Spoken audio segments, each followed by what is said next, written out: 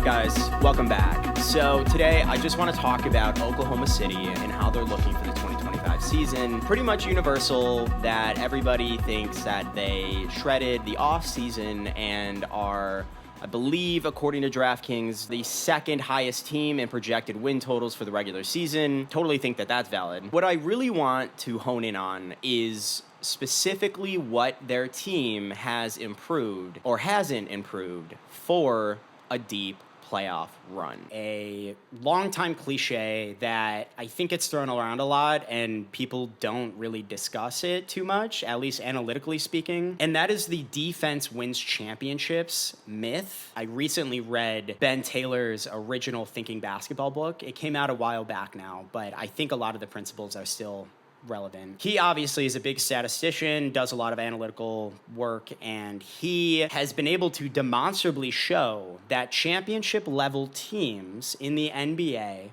have created more separation from their opponents deep in the playoffs through their offense and not defense. This makes a lot of sense, actually, because in the playoffs, the level of effort is just higher defensively, the level of pressure is higher offensively, and you ultimately get an organic landscape where offenses are gonna struggle more compared to the regular season and defenses are going to perform better. The reason I bring all of this up is in the context of the NBA offseason, where you see trades like Klay Thompson, DeMar DeRozan, DeJounte Murray, and the first thing everybody loves to point to is, man, I don't think that defense is gonna hold up. That's probably not gonna matter. Actually, it might matter a lot, especially if they get pretty deep in the playoffs. Why did Minnesota and Dallas and the Pelicans all share the exact same fate? Because all of them lacked the offensive potency and dexterity needed to overcome their opponents. And granted, yes, great defensive opponents, but notice none of them dug even deeper into fortifying their defensive potency. Everyone knows that you need to have a certain level of offensive firepower in order to actually score enough points to win. I highly implore you to take a look at Ben Taylor's book. It's online, it's like $2, but he goes through the actual list of title teams. And almost all of the teams had a bigger edge offensively when compared to the average for the playoff teams that year than the defense. They separated themselves offensively versus the defense. And obviously there are exceptions, the 04 Pistons, what have you. But most of the time, this is the reality for a deep playoff run. So instead of defense wins championships, the way that I would rephrase it is defense gets you to the championship rounds, conference finals, but offense actually wins you the championship. Or alternatively, your defense has to have an activation energy high enough to get it to games deep in the playoffs and keep games relatively close. If you're bleeding defense, like Indiana was this past year, I think we're all in agreement they probably don't beat Milwaukee for that exact reason. They have a high-powered offense, but their defense just doesn't reach that activation energy needed. But adding potent offense on top of good enough defense is actually a better determinant of whether you'll win the championship. How did OKC do last playoffs, ultimately leading to their second round exit to the finals-bound Dallas Mavericks? I'm gonna start with defense just because I think it's going to translate the cleanest. They were 11th in defending the three-point line, they were 5th in defending the mid-range, and they were 3rd in defending the rim. I think a lot of people would assume that because of the narrative of how undersized they were, that their rim defense wouldn't be good, but I don't know if you know this, but Chet Holmgren was 3rd in total blocks and 2nd in blocks per game last season. And their whole scheme of the swarming beehive, especially when guys like Jonas Valanciunas try to get fed in the post and take advantage of the height mismatch, centers just really have to have great handles around a team as quick and as feisty on defense as the Thunder. And as soon as they dislodge the ball, even a little bit, they got like 3 Bs just swarming him, and they're going to rip the ball and run. And they need to get out in transition to begin with, because with the roster they had, they weren't going to get that many rebounds. So transition, mismatches, any sort of advantage is going to be really helpful. Alex Caruso is a terrific perimeter defender. Everybody is aware of that. I kind of just see him as the Drew Holiday to Derek White and Lou Dort. I just say that because of the timing of when they joined. Drew coming this past year and making them a championship team because Porzingis could not even play. While I think Caruso is a very helpful add, I don't even know if he'll even be starting and how many minutes he'll end up be playing, again, deep in the postseason. Obviously, it's going to depend on the matchups, but if they end up in another playoff setting against the Mavericks, you can pretty assuredly bet you'll probably have Caruso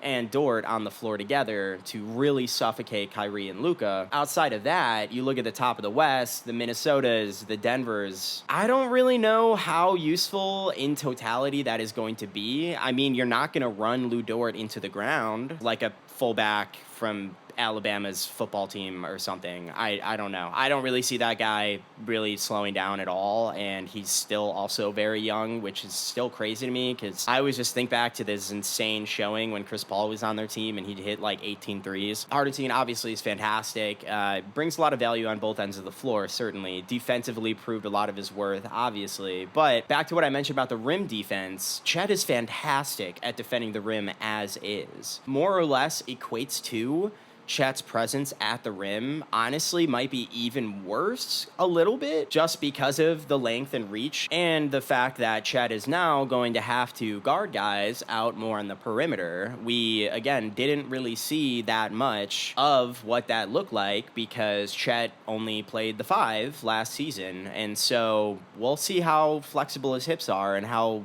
well he can stay in front of some of the NBA's most talented handlers and drivers. It goes without saying, as we all learned in the Minnesota-Denver series, you need 2 bigs on the floor to neutralize Denver, or at least try to. Couple that with, even during the regular season, overall, Oklahoma's defense was top 5, and they finished with the #1 ranked rim defense. That just means that, yes, while Hartenstein and Caruso, excellent defensive players and pieces for them to incorporate, that isn't what they really needed. Granted, the matchup thing with Denver, also going to bake that in there. They didn't have a second big to play Denver with. And frankly, if they were to play Denver last year, that could have been a sweep because they don't have the answers to Denver's model. Moving over to offense now. Their shooting frequency. So what was the distribution of where they were shooting from regionally on the court? They were 8th in the playoffs from three-point line, 7th from the mid-range, and 14th from the rim. And then how well did they shoot from there? 7th from the three-point line, 4th from the mid-range, and 13th at the rim. Reflecting back on how the Dallas series particularly went, I think most people can agree a lot of OKC's offense boiled down to SGA having to do bailout superstar shots and shot making around the mid-range. And granted, he's probably the most prolific mid-range scorer in the NBA right now, but as we all saw, as a sustainable offensive model, that was not enough. So a couple things I want to say about that distribution of how they performed in the playoffs. You should have a better field goal percentage at the rim if you are that deadly from the three-point line. Just for comparison, Boston was first at three-point frequency, and it was second in rim field goal efficiency, meaning they took a ton of threes, which unlocked the lanes driving to the basket, and with their 5-out model, it's very, very hard to bring the help defense and to actually stop the drives at the basket.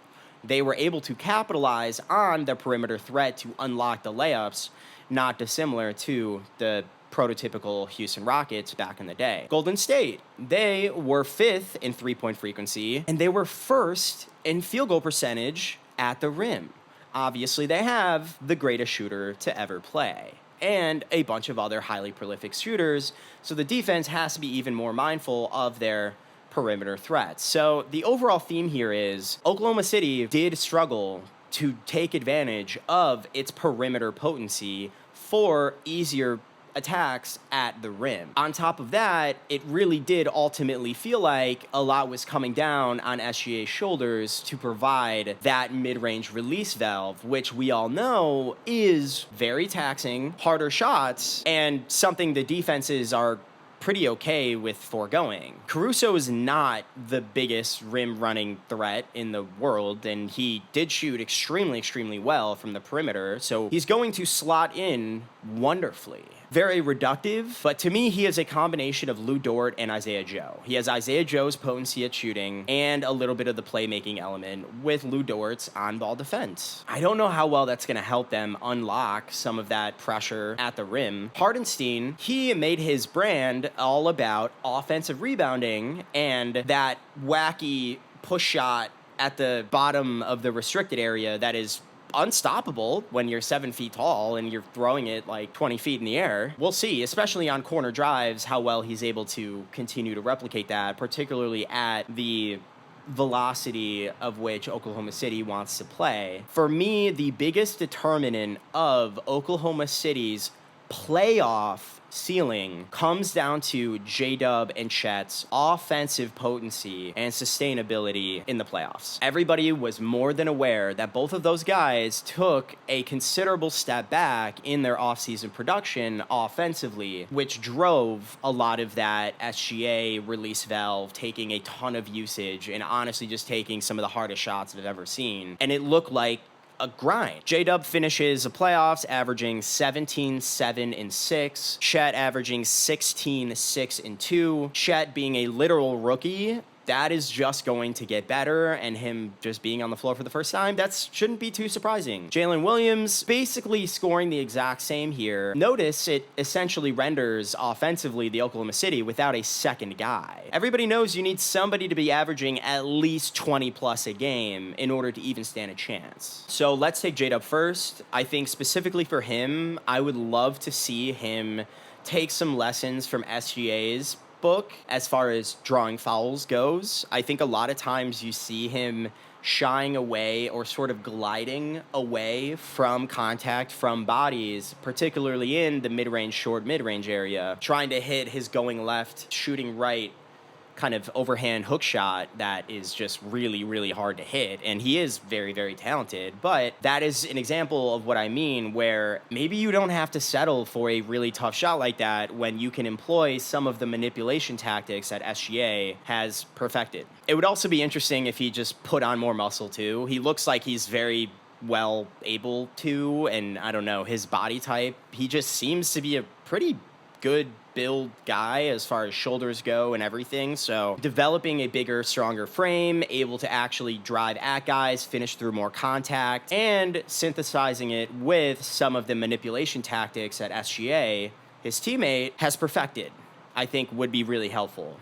Chet, on the other hand, will be a little more interesting because obviously we have Hartenstein entering the scene. Chet's going to be on the perimeter. We all know he can shoot. Coming into the league as a stretch five on a very highly performing team and very potent on both ends of the floor, getting to the second round of the playoffs his rookie year. And his role is just going to be simpler. I don't know about easier because, again, it is going to be an adjustment, but being able to sort of roam on the perimeter, put the ball on the floor, make the passes, even to a Hartenstein in a twin tower sort of model, kind of like your Karl-Anthony Towns, Rudy Gobert. It'll be interesting to see how effectively he's able to dribble, penetrate, play make out of that, also even make some of the mid-range shots that he really didn't take. Was finishing a lot of plays near the rim itself, taking a lot of the threes from the outside, but being innovative and versatile as far as pulling up the mid-range, finding cutters, getting a feel for playing that new role is going to be a little different. But inside of OKC's drive kick model, ultimately going to be simpler, and there's going to be a sense of almost subconscious feel once he finds the wavelength of how to operate that way. As well, on the defensive end, being in a too big system is going to be a little bit different, but especially with his frame, not having him be the lone big guy to basically defend the rim at all costs and sacrifice his body is going to be helpful too. Caruso isn't the best rim finisher in the world, but he has taken enormous strides in his outside shooting, particularly from the non-corner, which is important for that drive kick model because if everybody is just stationed very squarely in the corners, it's just going to be harder for this entire flowing system to operate. So very effective play finisher in that model. And then the second determinant of OKC's playoff ceiling to me is how well they integrate Hardenstein in the offense. How Mark Daigneault is able to balance Hardenstein's reduced spacing as a non-shooting big with his offensive rebounding as well as his playmaking he proved last season will be very, very interesting. The offensive rebounding component, Tom Thibodeau sends his regards. Passing component, particularly off of offensive rebounds, he was so good at just kicking the ball out two guys around the perimeter right away, which I think is exactly what you're going to see him do every time he gets an offensive rebound. Well, most of the time he gets offensive rebounds is, there are at least 3 40+% shooters just waiting behind the arc for a kick out off of this offensive rebound. So it's just going to be boom, dagger. You are not going to want Isaiah Hardenstein to get offensive rebounds because it's probably going to be an automatic three. From the perimeter itself, mostly at the top of the three-point line, when he was able to hit cutters going to the rim, even from way out there. And OKC's movement is really just based on a lot of spacing and cutting at smart times. He'll be able to find him. Obviously, with his height, that helps a lot, but he really proved, at least has the instincts to have his eyes peeled for that. It will just be a question of matching wavelengths and reading and understanding guys and when they're going to cut, that sort of thing. Then scoring alone, the putbacks from the offensive rebounds, that is a thing in and of itself, but if I were Mark Daigneault, I would tell him, unless it's literally a red carpet to the rim, I would probably find Caruso, Dort, Isaiah Joe, Jalen Williams, just get a three. But when those guys drive baseline, getting those kick-out passes, he has just been phenomenal at parking himself right at the bottom of the restricted area for that unblockable push shot that goes like 40 feet in the air and it doesn't even touch rim. I've never really even seen a shot like that, but it is so unstoppable, again, provided a lot of the timing stuff gets figured out and aligned between him and Dort or whoever is cutting. That's actually a very, very helpful weapon because of all of the movement and the drive kicks that Oklahoma City employs. The reduced spacing component with Isaiah Hardenstein, obviously he is going to be a dunker spot guy. He's a non-shooting big, so he will be patrolling around the rim. I think it's important to point out here that unlike Boston, Oklahoma City is very okay with utilizing the mid-range as a release valve. They were 4th of playoff teams in mid-range shot frequency, and that makes a lot of sense when you have a Shai Gilgeous-Alexander on your team, took the second most 2-point field goal attempts in the league last regular season. I knew he took a ton of those, but I did not realize it was that many, let alone that many just overall field goals in general. So they're very okay with the mid-range as opposed to Boston's system of really trying to maximize the analytics where you have the Houston Rockets, it's a 3-year layup model. Oklahoma City has Shai, they have JDub, they have weapons in the mid-range that they have given those guys green lights to take, which I think will act